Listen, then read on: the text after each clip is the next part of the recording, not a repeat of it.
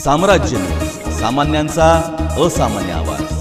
महाराष्ट्र राज्य विधी सेवा प्राधिकरण मुंबई यांच्या निर्देशाप्रमाणे 2025 सालातील चौथे राष्ट्रीय लोक अदालत 13 डिसेंबर 2025 रोजी सोलापूर जिल्ह्यातील सर्व न्यायालयात आयोजित करण्यात आली आहे।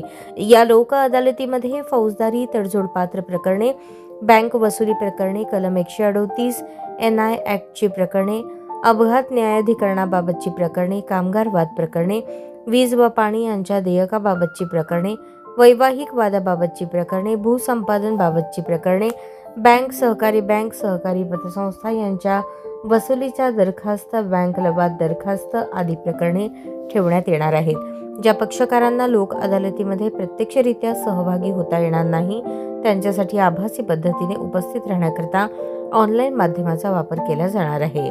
SMS द्वारा सदरच्या लोक न्यायालयात ई-चलनाच्या प्रकरणात वाहनधारकांच्या मोबाईलवर नोटिसा पाठवल्या जात आहेत। सदर चलनानुसार नोटीसमध्ये नमूद लिंकवर ऑनलाईनद्वारे चलनाची रक्कम भरता येऊ शकते। तसेच महाट्रॅफिक या ॲपवर सुद्धा सदर रक्कम भरता येऊ शकते। या व्यतिरिक्त महाराष्ट्रातील कोणत्याही जवळच्या वाहतूक शाखेमध्ये जाऊन सदर रक्कम भरता येऊ शकते। धनादेश न वटलेल्या फौजदारी प्रलंबित प्रकरणांमध्ये धनादेशाची थोडी रक्कम भरून प्रकरण निकाली काढता येणे शक्य होणार आहे। धनादेशाची रक्कम एक रकमी देता येणे शक्य नसल्यास ठरलेल्या रकमेचे हप्ते बांधून घेणे शक्य होणार आहे।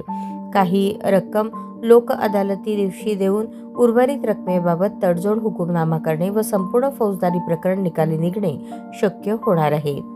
सदर राष्ट्रीय लोक अदालतीमध्ये जास्तीत जास्त पक्षकारांनी आपापली प्रकरणे तडजोडीने मिटवून लोक अदालतीचा लाभ घ्यावा असे आवाहन अध्यक्ष जिल्हा विधी सेवा प्राधिकरण मनोज शर्मा यांनी केले आहे।